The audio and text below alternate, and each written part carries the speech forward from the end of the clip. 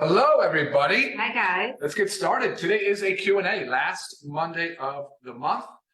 Q&A, please type in.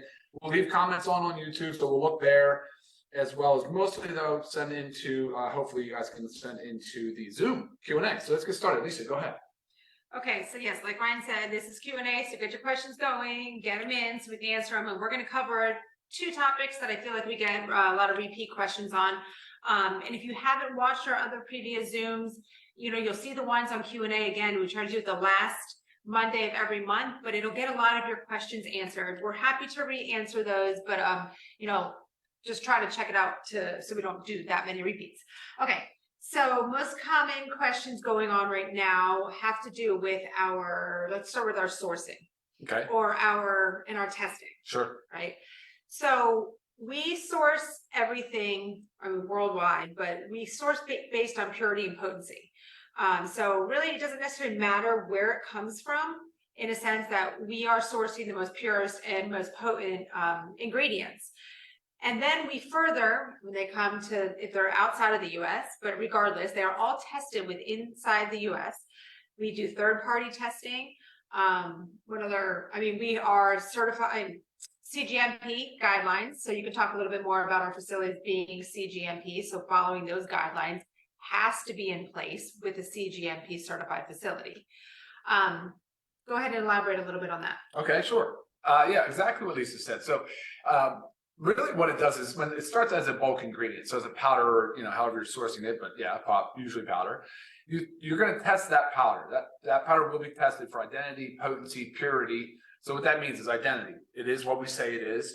Potency, it has how much of it in there is what we say it has in there. And then, of course, purity is contaminants, and that's the big one. And that varies. That can vary, but always you're going to do microbials. So that's the bacteria, your yeast. So your molds will always be tested. And that's just, guys, that's just in the bulk powder form, not even in the finished product yet. So we'll do that on the powders. We'll test for metals. We'll test for pesticides like glyphosate if there's a risk. And then once it goes into finished product, then of course we do that basically all over again. And so you'll do identity, you'll do potency, you'll do purity, and then you'll do finished product heavy metal testing and pesticide testing, again, if applicable. So that will cover the testing side of things. And that is a lot. I mean, that should be at least in my mind, the bare minimum for any brand, any product that you use. And then, of course, it should be visible to you. You should be able to access those reports.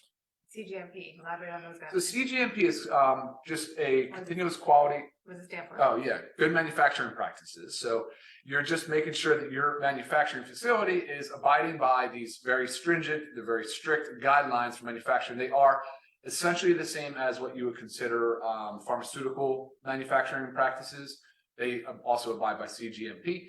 And there are updates along the way with CGMP, so we're always making sure that we're sticking to and have the highest standards on those as well. Correct. And potency is a big deal because if you think about it, you could be taking a product that's not tested for the potency. So what they're saying is in it is not really in it. So not only are you wasting your time, but you're wasting your money. So those are very important things. Okay, and then just elaborate on that. So there's a very popular supplement company. They are known as a very healthy, very organic, very whole food based, and they're in all the health food stores all over the world. Yeah, so, they're in a lot of brick and mortar. Yes. They're probably one of the leaders. So yeah. I emailed them because I didn't see on their website. I was just doing some exploring, and I did not see on their website any testing results, any certificates. So I emailed the company. I didn't hear back from them for like a week and a half later. And I know our support is kicking butt with shorter return times on that.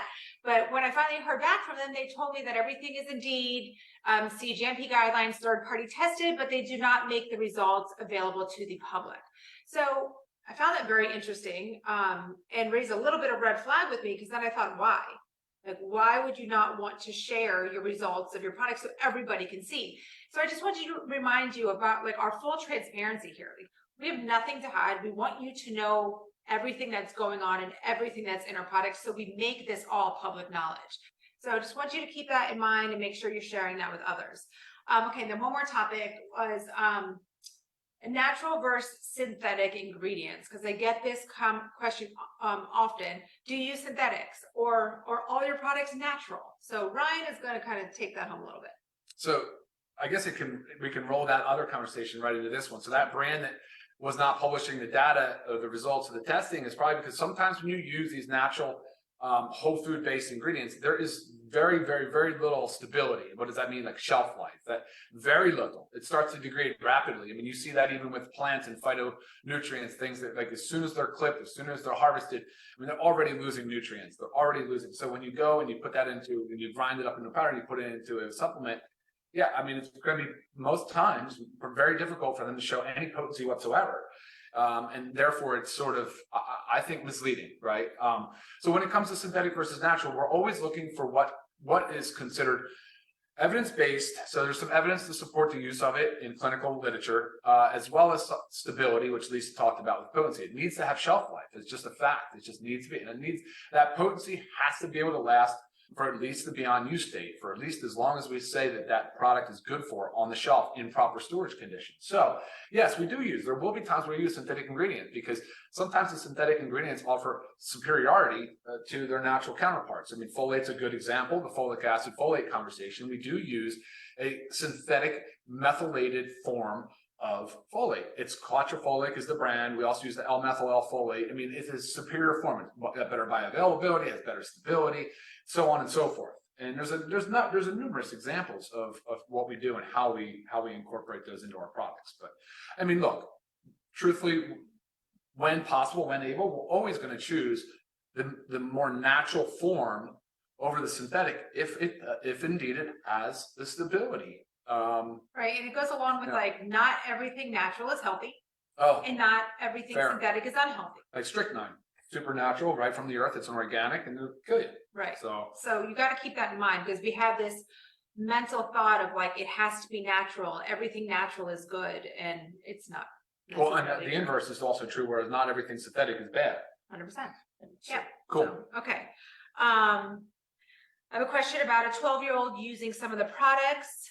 So again, our supplements currently are dosed for adults 18 and older. With that said, does not necessarily mean maybe this one's a 12-year-old or whatnot cannot take them, but we have to defer to the pediatrician for proper dosing.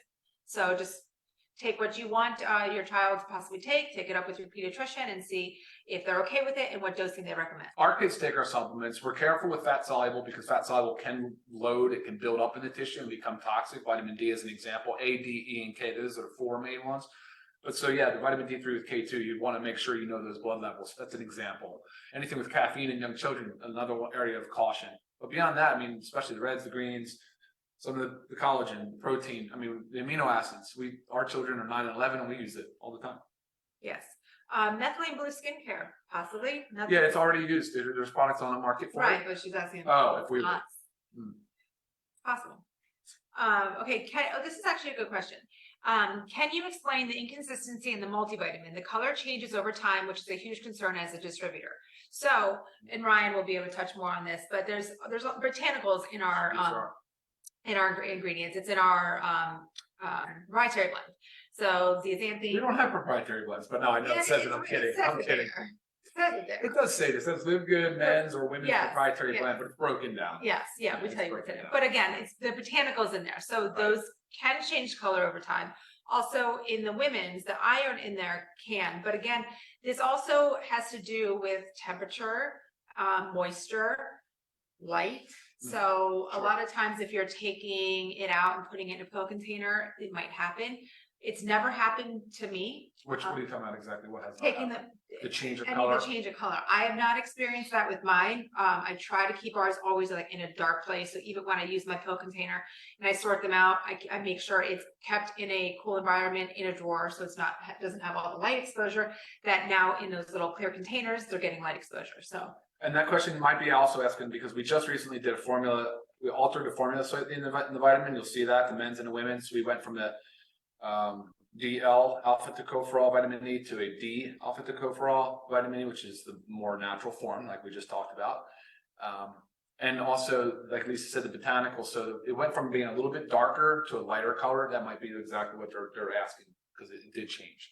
But you're right, those botanicals, those phytonutrients, Yes. the pigments can change. Right. So just remember, like when you do open up your bottle, like it's a 30-day supply. So you've already now exposed it to oxygen by opening it. So you want to make sure you are taking those twice a day for those 30 days. It's not opening it up, taking a few, putting it away, then a week later, taking a couple more, because then you're just increasing that potential for oxidation. Right. And the storage conditions, like you said, a bathroom is a terrible place for any supplement or pharmaceutical product because of the heat and humidity. It just increases the degradation process. Things start to break down. Like you said, the oxidation occurs, can change color. By the end, don't forget their vegetable capsules too. So that those capsules aren't necessarily great barriers to heat and humidity. Right. By the end of the year, what new products do you see being available in general? The type of things in 2024? Well, so I think really only by the end of the year do we have our E3. E3 revised, yeah. And E3. essential oils. And essential oils. Because again, you know, the whole manufacturing process, this whole process takes a lot of time. So once we could, you know, formulate something and we're happy to, you know, with it, then you have to make it and bottle it. And so it's a process. What do we see coming up in our future? A few things that we have. We do have the kids organic gummy multivitamin that is already in manufacture. A hormone supplement, a kind of a detox, a gut supplement. Both two there. So we have a detox supplement on its own. We have a hormone supplement on its own. A gut supplement on its own. Gut. So I think the category we're focused on is gut health, brain health. Yes. We're really going to try to dial those two in because of their. Yes, even focusing a little with bone health and getting some calcium in there. So all those are like in the forefront of attacking. And a lot of times, as you know, with what we have so far, we try to make supplements that tackle a lot of things. So you're not necessarily having to single out so many individual supplements. So we do our best that we can to get as much as we can into one so that you reap the benefits of that. My PSA is moving on. Okay, my PSA is high. Do we have anything that can help bring that down? I mean, for prostate health, we do have the lycopene in the men's multivitamin. Correct. Which really is just an strong antioxidant that has some selectivity in the prostate tissue. If you know your PSA is high, you're obviously already under care, which is a good thing. So lycopene can help. There's actually, if you type in the benefits of lycopene for prostate health, you'll see a number of studies showing benefit. Okay. This is asking about an order placed, still no tracking. Janie, check in your back office. You will not get an email with a tracking link, but if you log into your account and you click my order tab or order history tab, you just, every order has a tracking link. So if for some reason nothing has appeared, you need to email support@livegood.com. They are the ones that have access into looking into all of it and can help you out. Okay. Mark, since it's a specific question directed to you, go ahead and email me at lisa@livegood.com. This has to do with more warehouses opening. I mean, that's always a goal. And again, this is a whole process of finding them right. Yeah, the whole process. Philippines is underway. We got the one in Germany, which was a lot. But yes, we want to continue to add so our products can be more readily available everywhere. The factor for capsule cannot be a vegetable capsule because of the contents inside of it, the oil base of it. So bovine is the option that we have. Soft gel. The soft gel. Daryl, go ahead and check out on our YouTube channel. And this goes for anybody with like specific questions. Like he's talking about supplements for diabetics. We have a whole Zoom on diabetics for things to take for diabetes and blood sugar levels. We have that on blood pressure, cholesterol, heart health, mental health. So scroll through, make sure you listen to some of those. I did not ask the company why they don't make results public, but that's a great question. I should do that. I will. How soon will we have the gift card option available? Not sure. That's a great question. We will talk to our CEO about that one and hope to have an update on that for Friday. So if you don't join Friday's calls, that's the best place to hear company updates. CBD pain relief cream is 100% TH free, so it can be released for international shipping. It's not the THC that's necessarily the problem, it's the CBD as well. So every time we were shipping it internationally, I mean, it was just getting rejected. I know CBD is sold in many countries that we cannot currently ship it to. We hope that's changing. We are continuing to look for, a way to make this happen. But again, this is not our decision. Of course, 100%, we want everybody to have everything that we sell. That's the goal. For instance, earthquakes are natural, but not always healthy. How do you get the blue stuff out of your mouth so you don't look like a Smurf all day? So I've talked about this before, ways to minimize it. I've already had my methylene blue today, so I don't want to do it again and show you. What's your tongue can blue? No. Wow. So I take it, I fold the strip in half. I take it, I place it on the very back of my tongue horizontally, and then I just take a sip of water. It does not need to dissolve fully in your mouth. It goes right down. If I have any blue, it's a very teeny, like faint blue strip on the back of my tongue. So try that and see if it works for you.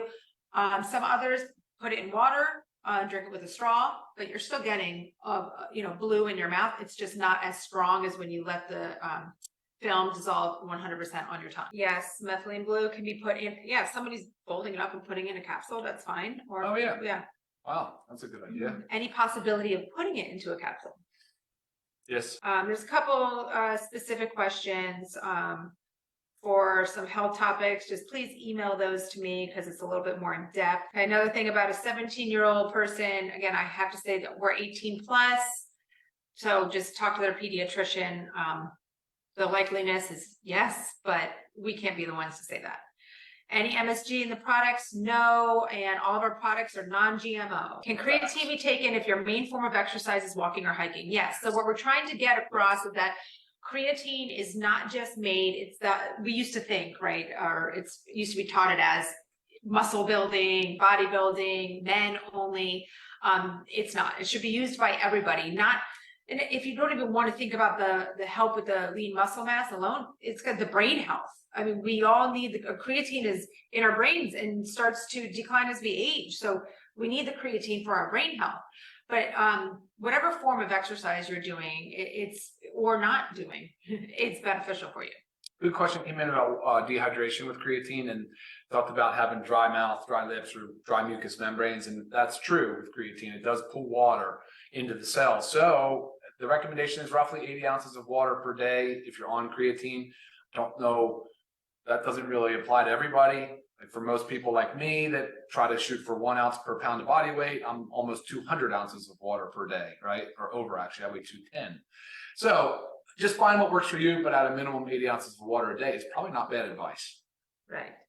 Someone's asking what they could do to help stimulate bowel movements. Our coffee, magnesium, and also just making sure you are not deficient in your essentials. So the daily essentials pack and the coffee I recommend. One of the limiting factors of magnesium dosing usually is bowel motility. Right. So bowel movements, right? So it's like, why can't I take more magnesium? Well, you might. Yeah. So go ahead and try that. Yeah, you're welcome. Absolutely. I would just increase 1 capsule per day, like maybe go from 2 to 3. Right. Another one maybe before bed, 4. Okay. High quality whey protein shake. Yes, it's in manufacturing now. Yes.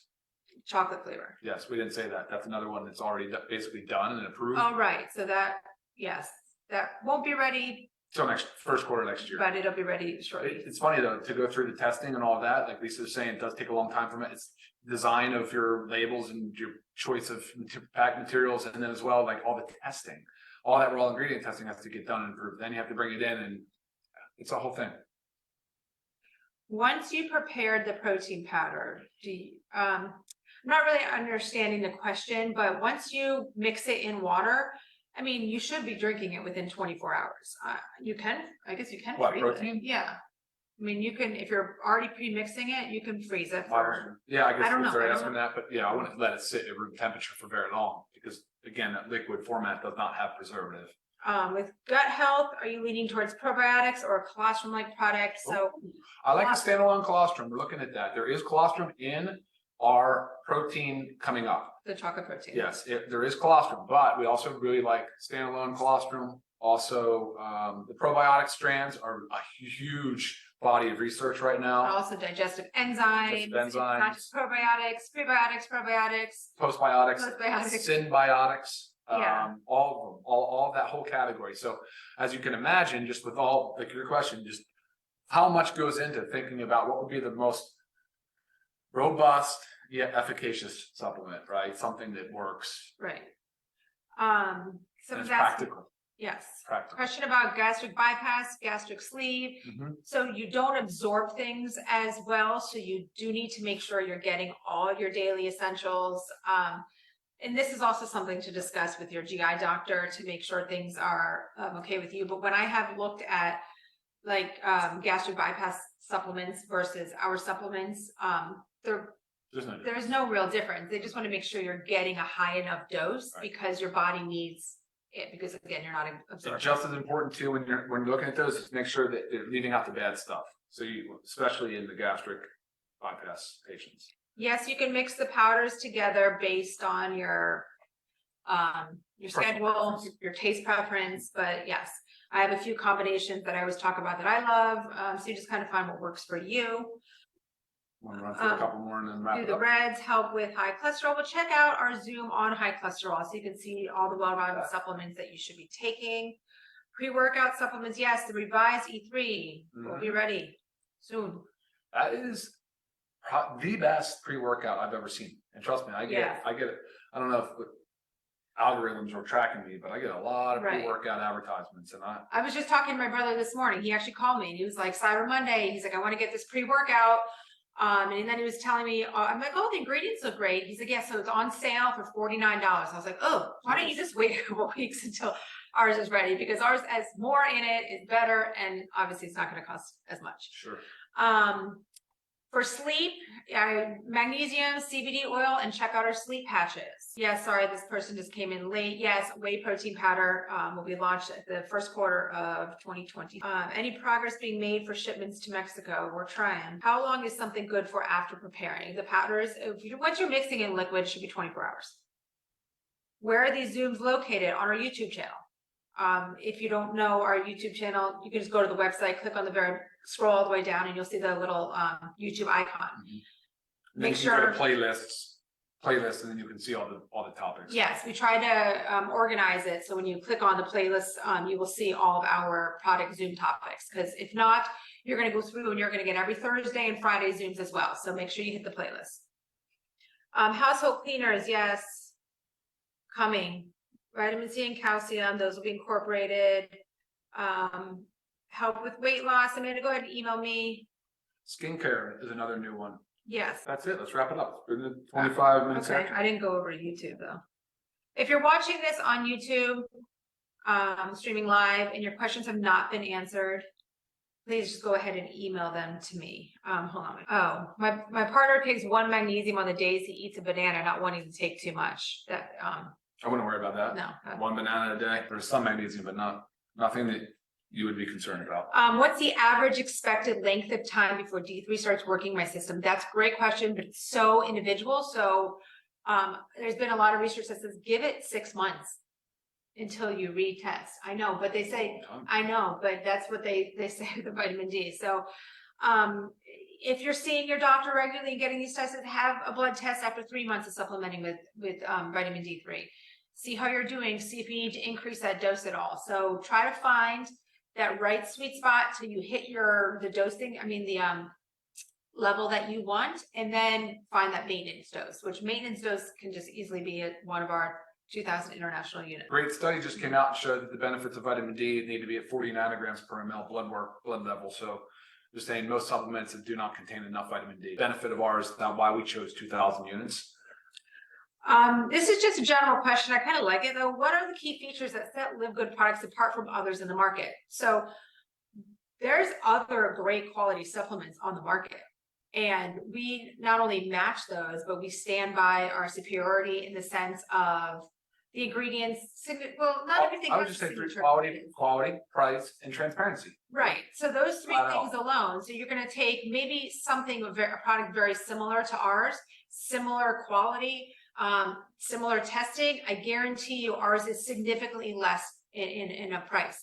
And that's the whole, business format with LiveGood is getting you, we're not marking up our prices crazy like everybody else is. And I actually just did a little post on this for Cyber Monday today. Why don't we do sales? You are getting a sale every single time. Like people run sales because clearly they mark their products up way too much that they can go sales here and out. Ours are marked just above So we don't really have any flexibility to go lower. So really sets us apart from others. Try to get through a few more before we say Facts. goodbye. Yes. Powders taken together. Okay.